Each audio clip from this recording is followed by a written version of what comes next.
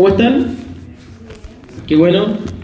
Estuvo buena la lluvia, estuvo rica, se limpió el aire. Amén. Le damos gracias al Señor. Bueno, les quería recordar primero que el día 23 de este mes hay un retiro al cual estamos invitados los varones. Ya es un retiro de varones que se va a realizar en La Serena.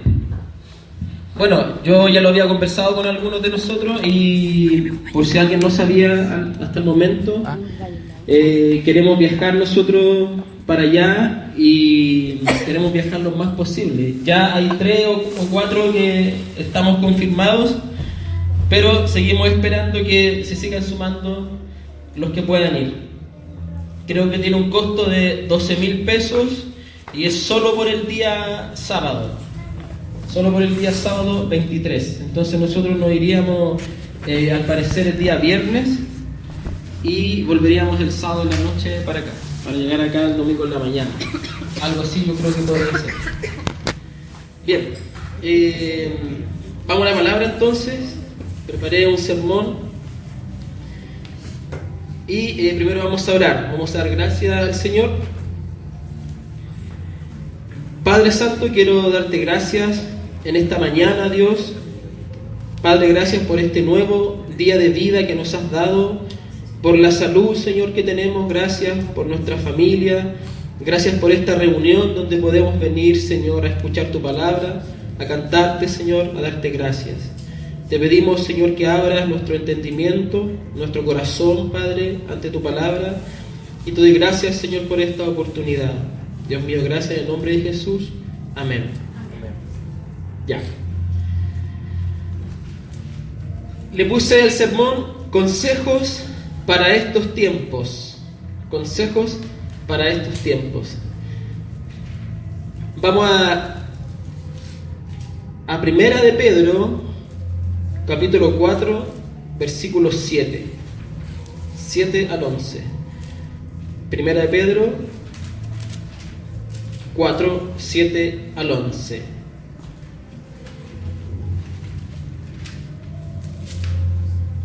¿Va a decir amén cuando haya que decir amén? Sí, pues. ¿Ya?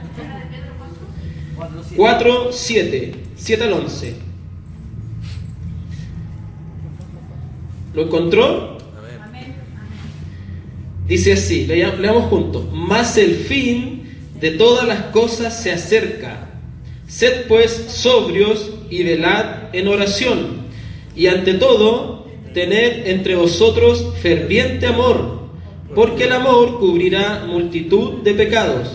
Hospedaos los unos a los otros sin murmuraciones. Cada uno según el don que ha recibido, ministrelo a otros como buenos administradores de la multiforme gracia de Dios. Si alguno habla, hable conforme a las palabras de Dios. Si alguno ministra, ministre conforme al poder que Dios da, para que en todo sea glorificado por Jesucristo, a quien pertenecen la gloria, el imperio por los siglos de los siglos. Amén. Esa es la palabra. Y como dije, le puse consejos para estos tiempos. ¿Sabían que estamos viviendo en los últimos tiempos? Les voy a leer la versión en lenguaje sencillo. Se la voy a leer porque está un poco más claro. ¿Ya? Yo se la voy a leer. Usted escuche con atención. Versión TLA, lenguaje sencillo. Dice: ya se acerca el fin del mundo. Por eso sean responsables y cuidadosos en la oración. Sobre todo, ámense mucho unos a otros, porque el amor borra los pecados. Reciban en su casa a los demás y no hablen mal de ellos, sino hagan que se sientan bienvenidos. Cada uno de ustedes ha recibido de Dios alguna capacidad especial. Úsela bien en el servicio a los demás. Si alguno sabe hablar, hable bien, que anuncie el mensaje de Dios. Si alguno sabe cómo ayudar a los demás, que lo haga con la fuerza que Dios da para hacerlo. De este modo, todos los que ustedes hagan, de este modo todo lo que ustedes hagan servirá para que los demás alaben a Dios por medio de Jesucristo, que es maravilloso y poderoso para siempre. Esa es la versión lenguaje sencillo que nos ayuda un poco a entender de forma más simple el pasaje. ¿Ya? La mayoría de los teólogos están de acuerdo en que estamos viviendo en los últimos tiempos de la historia de la humanidad. Digo de los teólogos porque son los estudiosos de la palabra. Rabinos, doctores en teología están de acuerdo en esto. ¿Ya? Incluso algunos aseguran que nosotros somos la última generación y la que tendrá el privilegio de vivir el arrebatamiento y la segunda venida de Cristo.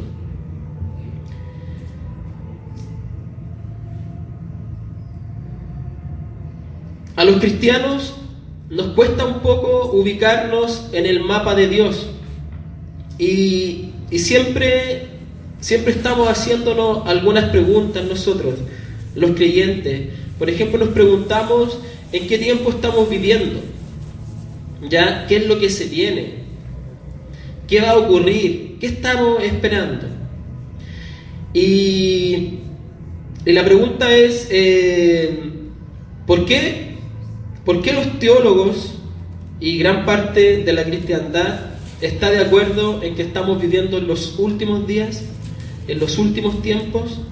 Y la respuesta está en Mateo 22 y la respuesta es porque Cristo lo señaló así, Cristo lo dijo así. Vamos por favor a Mateo 24:3. 24:3 en adelante. En este pasaje los discípulos le preguntaron al Señor, Señor, pero ¿cuándo van a pasar estas cosas? ¿Cuándo será el fin del mundo? ¿Cuándo será tu venida? Leamos versículo 3 en adelante, Mateo 24:3. Y estando él sentado en el monte de los olivos, los discípulos se le acercaron aparte diciendo: dinos cuándo serán estas cosas y qué señal habrá de tu venida y del fin del siglo. Respondiendo Jesús les dijo: mirad que nadie os engañe, porque vendrán muchos en mi nombre diciendo yo soy el Cristo, y a muchos engañarán. Oiréis de guerras y rumores de guerras. Mirad que no os turbéis, porque es necesario que todo esto acontezca, pero aún no es el fin. Porque se levantará nación contra nación y reino contra reino, y habrá pestes y hambres y terremotos en diferentes lugares. Y todo esto será principio de dolores. Entonces os entregarán a tribulación y os matarán, y seréis aborrecidos de todas las gentes por causa de mi nombre. Muchos tropezarán entonces y se entregarán unos a otros, y unos a otros se aborrecerán. Y muchos falsos profetas se levantarán y engañarán a muchos. Y por haberse multiplicado la maldad, el amor de muchos se enfriará. Mas el que persevere hasta el fin, éste será salvo. Y será predicado el evangelio del reino en todo el mundo, para testimonio a todas las naciones, y entonces vendrá el fin. Así dice el pasaje. Y es fuerte el pasaje. No es para nada alentador, ¿cierto? ¿Por qué? Porque el Señor en ningún momento nos asegura paz, nos asegura reposo, nos asegura pura bendición. Por el contrario, el Señor dice que en los últimos días habrá persecución, dice que nos van a aborrecer, dice que será difícil la vida para el cristiano. Entonces, ¿por qué estamos seguros de que estamos viviendo en los últimos días? Porque Cristo lo señaló así, porque Cristo lo enseñó así, ¿ya? Y Él dio señales. Los discípulos le pidieron, ¿cuáles van a ser las señales? Le preguntaron, ¿cómo vamos a saber que tú vuelves otra vez? y que ha llegado el fin del mundo. ¿Cuáles serán las señales? Eso preguntaron los discípulos. ¿Ya? Y Jesús les responde y les dice, me molesta un poco la luz, así que me voy a correr. Y le dice, primero les dice, mirad que nadie os engañe. Y el engaño en estos tiempos es el arma más poderosa de Satanás. Es un arma porque atenta contra tu eternidad, contra nuestra eternidad. Hoy en día existen un sinfín de religiones que mantienen a millones de personas engañadas. Conocemos, ¿cierto?, a los mormones, a los testigos de Jehová, el catolicismo también, que es la más grande incluso, después del Islam, ¿ya? Mantienen a miles de personas engañadas y la mayoría de ellas ofreciendo salvación a través de las buenas obras. Esa es la gran diferencia de la fe nuestra que de las demás religiones. Todas las religiones ofrecen la salvación a través de las obras, todas. Sin embargo, la nuestra nos ofrece la salvación solo por gracia, como un regalo que nos da el Señor Jesús. Amén. Amén. La juventud también vive engañada. Es sabido que a la juventud se les predica mucho este eslogan de vive la vida porque después no hay otra. Y mucha juventud, mucho joven está viviendo de esta forma, lejos del Señor, lejos de las cosas que realmente tienen importancia. El Señor también nos da otra señal, aparte del engaño, y dice, y oiréis de guerras y rumores de guerra. Y bueno, conocidos son los conflictos del Medio Oriente, donde en todos ellos está involucrado Israel. ¿Ya? Israel es conocido por los cristianos como el reloj de Dios. Y todos los países árabes que rodean a Israel han amenazado a Israel con borrarlo del mapa. Sobre todo Irán, ya un país, bueno, su presidente, él ha dicho públicamente a la prensa que su labor va a terminar cuando él borre a Israel del mapa, cuando lo extermine, así dice él. Entonces, las amenazas también entre Corea y Estados Unidos por su armamento nuclear, también se ha escuchado mucho este último tiempo. Entonces, constantemente estamos escuchando que hay conflictos bélicos. Constantemente estamos viendo el problema bélico que existe en Medio Oriente. Y dice también, el versículo continúa diciendo, y habrá pestes y hambre. En países del continente africano, como Burundi, Sudán, Mozambique, el Congo, todos los días actualmente mueren personas de hambre y también mueren niños de hambre. El ejemplo también de Venezuela, de la crisis que está viviendo Venezuela, donde las personas no tienen que comer, ¿cierto? Tienen que hacer filas de cuadra y cuadra para poder comprar un kilo de arroz o un kilo de azúcar. Haití, uno de los países más pobres del mundo. Entonces el Señor nos va mostrando y nosotros vamos comprobando en nuestros tiempos que las señales que el Señor dijo para el fin de los tiempos, hoy día más que nunca están vigentes. Entonces dice el Señor, entonces os entregarán a tribulación y os matarán. La prohibición de predicar el Evangelio ya es una realidad en muchos países, ¿sabían? Por ejemplo, en Canadá, en México, en Francia, en Holanda y en algunos estados de Estados Unidos, un predicador no puede calificar al homosexualismo como pecado o como una enfermedad porque arriesga cárcel. No se puede en esos lugares, si tú vas a predicar, tú no puedes predicar contra las minorías sexuales.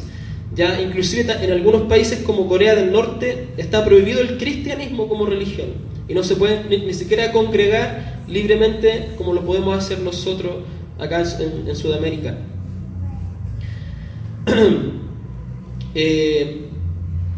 ¿Por qué? Porque el mensaje evangélico es considerado violento para el mundo, es considerado ofensivo para la sociedad o para las minorías.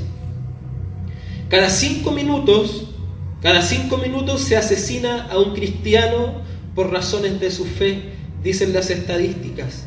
Y 100.000 cristianos al año en el mundo son condenados a la muerte.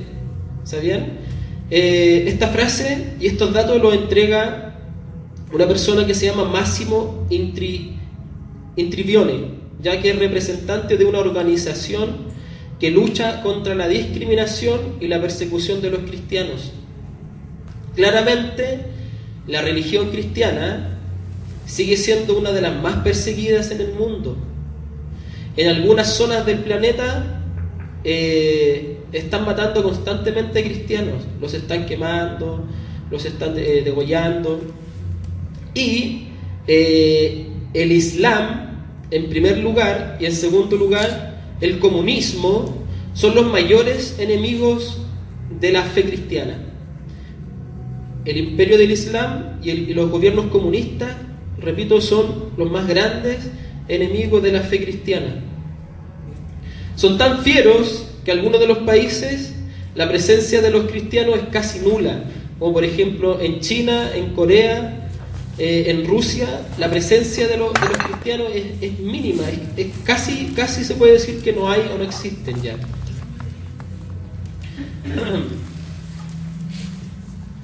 Hay una fundación que ayuda a la iglesia necesitada. Esta fundación ha presentado un informe sobre la persecución que están sufriendo los cristianos y ha alertado de que ha empeorado de manera considerable en 20 países, e incluso surge la amenaza de la extinción de algunos cristianos en Medio Oriente. En esta zona el cristianismo es perseguido y es condenado con la muerte. Actualmente, yo hablo de lo que está ocurriendo ahora. Y dicen que el cristianismo se está prácticamente extinguiendo. Todos los relatos de los incidentes en la persecución indican que es cada vez peor e inclemente contra los cristianos. Las iglesias son incendiadas. Los cristianos son presionados a convertirse al Islam en algunos países. Los obligan a convertirse al Islam y a negar la fe cristiana. Violencia de grupos en contra de hogares cristianos. Queman las casas de los cristianos. Secuestran a los hijos, a las niñas. Incluso hay propaganda anticristiana en algunos países, ya del Medio Oriente y de Europa. Hay una discriminación incluso en las escuelas y en los lugares de trabajo. Esta es una fuente de AIN, ya que es la organización, que ustedes después lo quieren buscar, que entrega todas estas cifras. Por tanto, AIN como Open Doors, que son las organizaciones de las que yo estoy dando estos datos, dan voz y prestan ayuda a los cristianos perseguidos en el mundo. Y para ello elaboran un ranking con los países en los que se da mayor persecución, aunque hay variaciones, ¿cierto? Aunque hay variaciones calificando debido a la situación psicopolítica. Entonces el Señor en este pasaje nos da un sinfín de señales y nos dice que estemos alerta. Dice, y seréis aborrecidos, y seréis aborrecidos de todas las gentes por causa de mi nombre. El odio hacia el cristianismo es algo sabido por nosotros. Sabemos que en estos tiempos el mensaje del cristianismo ha producido un rechazo casi en general por parte de la sociedad, acusando a la fe cristiana de fanatismo. Nos acusan de que somos intolerantes, intransigentes, de que somos sectarios, y dicen que nuestros valores y creencias son arcaicos o retrógrados. Así muchas veces la sociedad nos califica, ¿ya? Y la palabra dice, y muchos tropezarán entonces. Muchas son las personas en nuestro país que declaran haber conocido a Dios en algún momento de sus vidas y que ahora por diversos motivos se encuentran alejados de Dios y de la iglesia. Yo creo que todos nosotros conocemos a alguien que dice que sí, que él iba a la iglesia y que ya no está asistiendo por X motivo. He escuchado por ahí que Chile es el país de los descarriados. Lo he escuchado varias veces y en cierta forma tiene algo de razón, porque en Chile gran parte de la población en algún momento sí fue cristiana o sí fueron evangélicos, pero ya no están en las iglesias, se han alejado. La apostasía de la iglesia al parecer ha crecido, y el apóstol Pablo nos comenta en un pasaje y dice: porque llegará el tiempo en que no van a tolerar la sana doctrina, sino que llevados por sus propios deseos se rodearán de maestros que les digan las novelas que quieren oír. 2 Timoteo 4:3. Y este pasaje habla de que a mucha gente no le va a gustar el mensaje de la sana doctrina, el mensaje que Cristo predicó y enseñó. Y se van a alejar de este tipo de predicación, de la predicación que llama al arrepentimiento, que llama a la santidad, que llama al compromiso.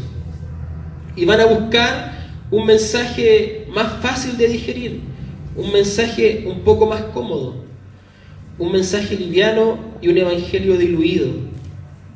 Por eso se van a rodear, dice el pasaje, de falsos maestros que predican este tipo de mensajes, que es lo que la persona busca muchas veces oír. Continúa el pasaje a otra señal diciendo: y se entregarán unos a otros y se aborrecerán. La traición también hoy la podemos ver en muchos aspectos, ¿ya? Este versículo en especial se refiere a los judíos, ¿ya? Y dice que en aquel tiempo muchos de los judíos que hoy no creen en Cristo van a creer en Cristo, pero los otros judíos los van a entregar como traicioneros para que sean encerrados y para que sean castigados. Continúa diciendo el pasaje: y muchos falsos profetas se levantarán y engañarán a muchos. De estos hoy día, en estos tiempos, hay muchos, ¿ya? Y particularmente los más conocidos, los que más tienen pantalla, son los que ofrecen este tipo de evangelio, de este falso evangelio. Yo no voy a dar, por supuesto, los nombres, pero usted tiene que aprender a distinguir cuál es el verdadero evangelio y cuál no lo es. Y dice que estos falsos profetas, dice la Biblia, que por ganancia deshonesta harán mercadería de vosotros, que por un interés económico, ¿cierto?, convertirán a la iglesia en mercadería. Así de claro y contundente es. Y por haberse multiplicado la maldad, el amor de muchos se enfriará. Y la maldad también es otra señal de los últimos tiempos que estamos viviendo. En las noticias constantemente vemos acontecimientos donde la maldad es pan de cada día, ¿cierto? Y vemos cómo de a poco se ha ido degradando la persona, la familia, y vemos asesinatos, vemos crímenes, violaciones, y la maldad ya está creciendo a un nivel donde prácticamente se nos hace un poco ya común oírla y verla. Ya vamos a 2 de Timoteo capítulo 3, verso 1 en adelante. El apóstol Pablo también nos advirtió de cómo serán los últimos días. Ya 2 de Timoteo capítulo 3. del 1 en adelante. También nos advirtió el apóstol Pablo cómo serán estos últimos días. ¿Lo encontró? 2 de Timoteo 3, 1 al 4. Dice: ahora bien, ten en cuenta que en los últimos días vendrán tiempos difíciles. La gente estará llena de egoísmo, de avaricia. Serán jactanciosos, arrogantes, blasfemos, desobedientes a los padres, ingratos, impíos, insensibles, implacables,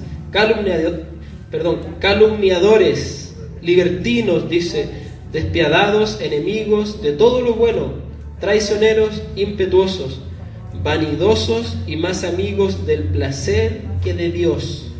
Así dice este pasaje que nos advierte cómo serán los últimos tiempos. Ahora usted escuche y yo se lo voy a leer en la versión lenguaje sencillo. Dice: debes saber también que en los últimos días, antes de que llegue el fin del mundo, la gente enfrentará muchas dificultades. Habrá gente egoísta, interesada solamente en ganar más y más dinero. También habrá gente orgullosa, que se creerá más importante que los demás. No respetarán a Dios ni obedecerán a sus padres, sino que serán malagradecidos, dice, y ofenderán a todos. Serán crueles y violentos, no podrán dominar sus malos deseos y se llenarán de odio.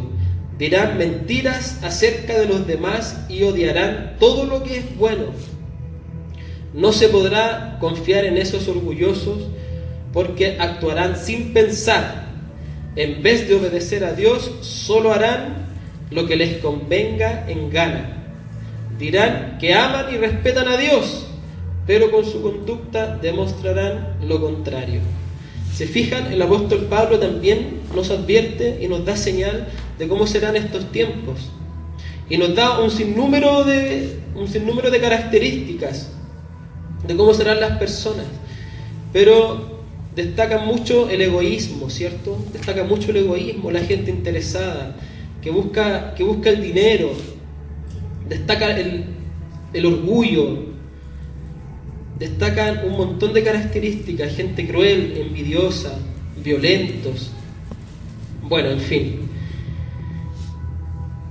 Nos queda claro entonces de cuáles son las señales de los últimos tiempos y podemos convenir en que actualmente estamos en este tiempo. Estamos en los últimos tiempos. Y el pasaje que les leí, el apóstol Pedro nos da consejos para vivir en este tiempo. Nos da consejos para enfrentar este difícil tiempo. ¿Ya? El pasaje dice: mas el fin de todas las cosas se acerca, sed pues sobrios y velad en oración, y ante todo tened ferviente amor entre vosotros, porque el amor cubrirá multitud de pecados. Sed sobrios, dice el pasaje que leímos al principio. Y ese es el primer consejo que nos da el apóstol Pedro. Sed sobrios. ¿Qué significa sed sobrios? Muchos lo pueden relacionar con no estar borracho, ¿cierto? Pero va más allá de eso. Significa, ponga atención, significa mantener la mente estable y clara, ser moderado, mesurado, prudente, discreto, moderados en nuestra forma de vivir. Lo opuesto a sobriedad, ojo acá, lo opuesto a sobriedad es maníaco o locura. Miren, y las distintas traducciones lo mencionan de la siguiente forma. Las distintas traducciones de la palabra. Ser sobrio se traduce así: mantener el pensamiento sólido. Tenemos que tener un pensamiento sólido en cuanto a nuestra convicción de fe y en cuanto a la palabra. También se traduce: sean serios y vigilantes. Ya tenemos que estar alerta constantemente. Tenemos que estar alerta a lo que está ocurriendo. También lo traduce como sean serios y disciplinados. La disciplina es muy importante también. Es muy importante en nuestro caminar cristiano, particularmente en nuestra relación con Dios. Ya dice, deben tener autocontrol y estar alertas. Otra traducción, el autocontrol, o más conocido para nosotros como el dominio propio, ¿cierto? Tenemos que desarrollarlo constantemente y tenemos que estar alertas, dice, alertas. Otra traducción lo menciona como mantengan su mente calma y sobria.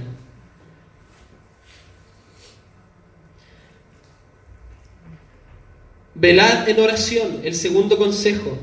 Velad en oración para estos tiempos. La oración desarrolla en nosotros muchas cosas, entre ellos el discernimiento espiritual. La oración permite que el Espíritu del Señor trabaje en nuestra vida. Amén. La oración nos libra de la tentación. Ya muchas veces nosotros constantemente vamos a ser tentados en muchas áreas, en muchas cosas, ¿ya? Pero la oración tiene el poder de librarnos de la tentación. La oración también sirve de disciplina para la carne. Es una disciplina la oración para la carne. No es agradable para la carne orar, no es satisfactorio apagar la tele y ponerse de rodillas en tu living y orar. Entonces, cuando lo hacemos, disciplinamos a la carne, le enseñamos a que se tiene que someter al Espíritu. La oración te ayuda en los momentos de crisis. Todos tenemos momentos difíciles, momentos de crisis, y la oración es como un oasis en ese tiempo. La oración es un arma poderosa también en tiempos de persecución, pero la ausencia de oración trae consigo el temor. ¿Ya? Cuando no oramos, rápidamente nos volvemos carnales, ¿cierto? Cuando no oramos, rápidamente empieza la preocupación a dominar nuestros pensamientos. Y viene el temor. ¿Cómo voy a llegar a fin de mes? Que me van a echar de la pega, que aquí, que allá, ¿cierto? Y el temor se empieza a apoderar de nosotros. El tercer consejo que nos da el apóstol Pedro es: tened entre vosotros ferviente amor, dice. Tened entre vosotros ferviente amor. ¿Cómo demostramos nosotros el amor hacia nuestros pares? ¿Cómo lo demostramos entre nosotros? Se puede manifestar de distintas formas, ¿cierto? La generosidad, por ejemplo, es una manifestación de amor. La empatía, ponerse en el lugar del hermano, también es una manifestación de amor. Amén. El respeto también es una manifestación de nuestro amor. El servicio, también, ¿cierto? Ser una persona servicial también es una manifestación de que tenemos amor a nuestro prójimo. Y el consejo dice: tened entre vosotros ferviente amor, ferviente amor. Sin embargo, hay una característica o una manifestación que está sobre todas las demás, ¿ya? Y es el perdón. El perdón. A través del perdón nosotros también manifestamos el amor al prójimo, el amor a tu hermano. ¿Ya? Mateo 18, si lo quieren buscar, Mateo 18, 21 y 22.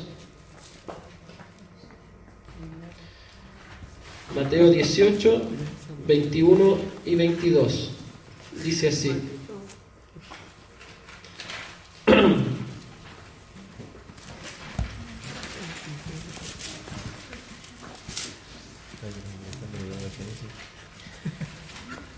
¿Lo encontró? Ya, Mateo 18, 21 y 22 dice: Entonces se le acercó Pedro y le dijo: Señor, ¿cuántas veces perdonaré a mi hermano que peque contra mí? ¿Hasta 7? Le preguntó. Jesús le dijo: no te digo hasta 7, sino aún hasta 70 veces 7. ¿Se dan cuenta la respuesta que le dio el Señor? Ahora, ¿por qué el Señor le dice a Pedro hasta 70 veces 7? Porque el Señor le estaba diciendo a Pedro que él tenía que perdonar siempre.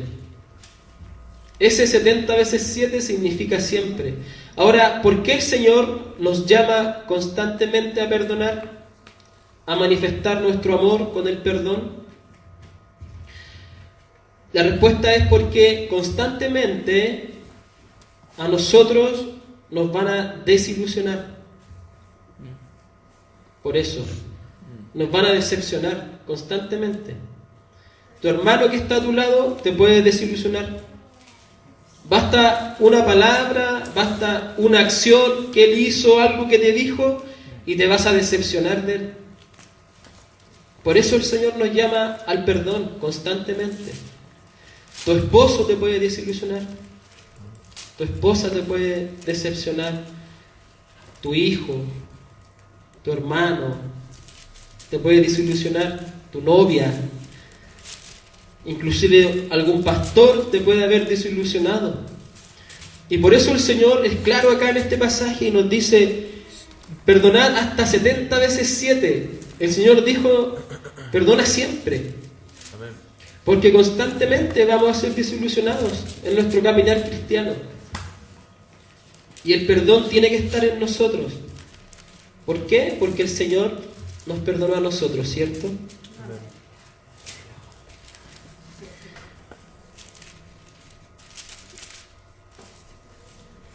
Ese era el tercer consejo. El cuarto consejo dice: hospedaos los unos a los otros sin murmuraciones. Este pasaje habla de ser una persona hospedadora, una persona amable, que ofrece su casa al hermano si es necesario. Quédate, si quieres quedarte, quédate. Lo atiende bien, sin murmurar. Dice, y está bien marcado ahí, sin murmuraciones. Significa sin pelarlo. Claro, o sea, si tú lo invitas a quedarte a tu casa, después no estés por ahí diciendo: no, pero sabes que come caleta, se levantó a las 12 del día. Dice sin murmuraciones. Entonces hay que ser hospedador, hay que ser amable con el hermano. Si invitáis a la casa de tu hermano, a su familia, invítalo, aguántate, invítalo con todos sus hijos y listo, y habla bien de él, y sea amable y atento con él, sírvele. Ya, ese es el cuarto consejo. El primero se lo voy a repetir. El primero era: sed sobrios. Segundo, velad en oración. Tercero, tened entre vosotros ferviente amor y manifestarlo a través del perdón, ¿cierto? Cuarto, hospedaos los unos a los otros sin murmuraciones. Y para terminar, quinto y último, ministrémonos unos a otros según nuestros dones, dice. Así dice el pasaje al final. Cada uno de nosotros recibió del Señor un don o más.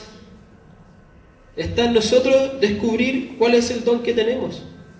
¿Ya? Vamos a 1 Corintios 12.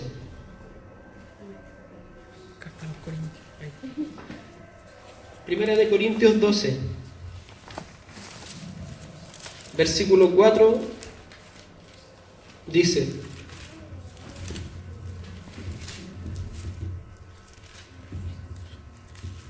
¿lo encontró? Primera de Corintios 12, 4, dice: ahora bien, hay diversidad de dones, pero el Espíritu es el mismo. Hay una diversidad de dones que nosotros podemos tener. Y como dice la palabra, el Señor repartió los dones a todos nosotros. ¿Ya? Y tú puedes tener un don, o más de uno. Y tienes que descubrir cuál es ese don ¿Para qué? Para que lo uses para ministrar a tu hermano, ¿ya? Todos estos dones vienen de Dios para el beneficio de los hijos de Dios. Es decir, tu don es para que tú bendigas a tu hermano, para que tu hermano sea beneficiado con este don.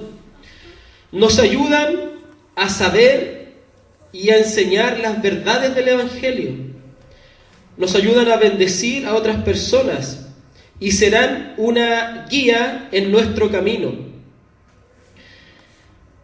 ¿Para qué? Para utilizar estos dones con sabiduría necesitamos saber cuáles son y cómo podemos desarrollarlos, y la forma de reconocer las imitaciones que Satanás puede tener de ellos, porque el diablo también imita a veces los dones, ¿ya? Y hay varios dones que el Señor repartió y es probable que nosotros tengamos muchos de ellos. Por ejemplo, el don de lenguas, ¿ya? El don de lenguas, a algunos se les dio, no a todos por supuesto, para adorar a Dios o comunicar el Evangelio en un idioma que no conocemos nosotros.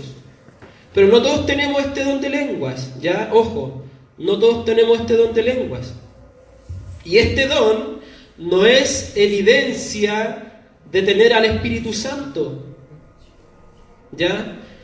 Como a algunos de nosotros se nos enseñó, porque a mí tiempo atrás, años atrás, se me enseñó erradamente que si yo no hablaba en lenguas, ¿ya? Yo no tenía al Espíritu Santo en mi vida. Y es un error, ese es un error, porque este don es un don que algunos no más tienen. Incluso hay pastores muy conocidos y viejos ya en el Evangelio que declaran que nunca han hablado en lenguas. Entonces no es una evidencia el don de lenguas de que el Espíritu Santo viva o mora en tu vida. ¿Ya? ¿Queda claro? El Espíritu Santo viene a habitar en ti o en nuestra vida cuando nosotros nos arrepentimos de nuestro pecado y reconocemos a Cristo como nuestro Salvador. Ahí viene el Espíritu Santo a tu vida. Amén. Está también el don de sabiduría. ¿Quién tendrá el don de sabiduría? Algunos de nosotros se nos ha bendecido con la facultad de comprender a la gente y los principios del Evangelio y la forma en que estos se aplican a nuestra vida. El don de sabiduría, ¿ya? Yo creo que es el don que todos deseamos tener, ser sabio en la vida, ¿ya? Pero el que no tiene este don, la palabra dice que se lo puede pedir a Dios. Vamos a Santiago, mire, Santiago dice así, Santiago 1,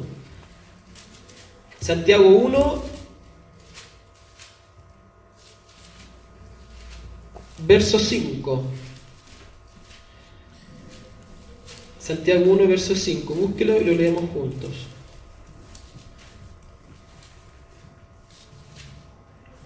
Del 5 en adelante. Del 5 al 7. Dice así. ¿Lo encontró?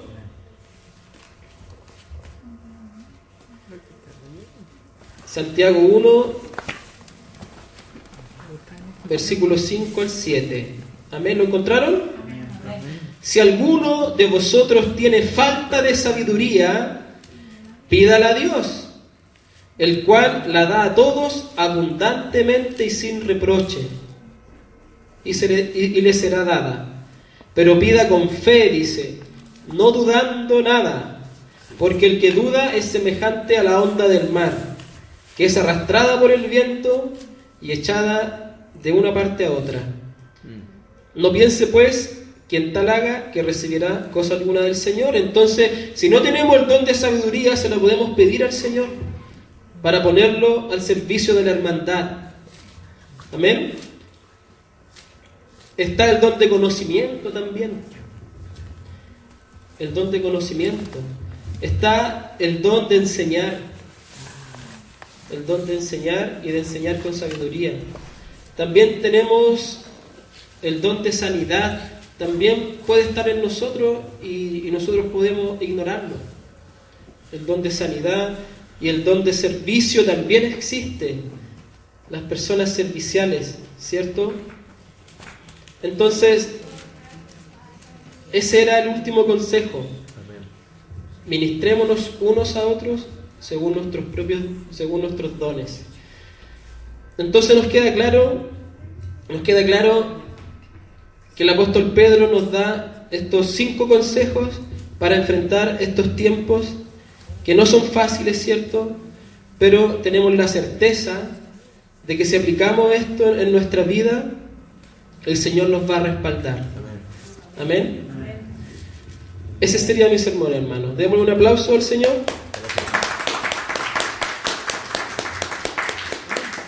Amén. Y vamos a hacer una oración para despedirnos. Si se puede poner de pie.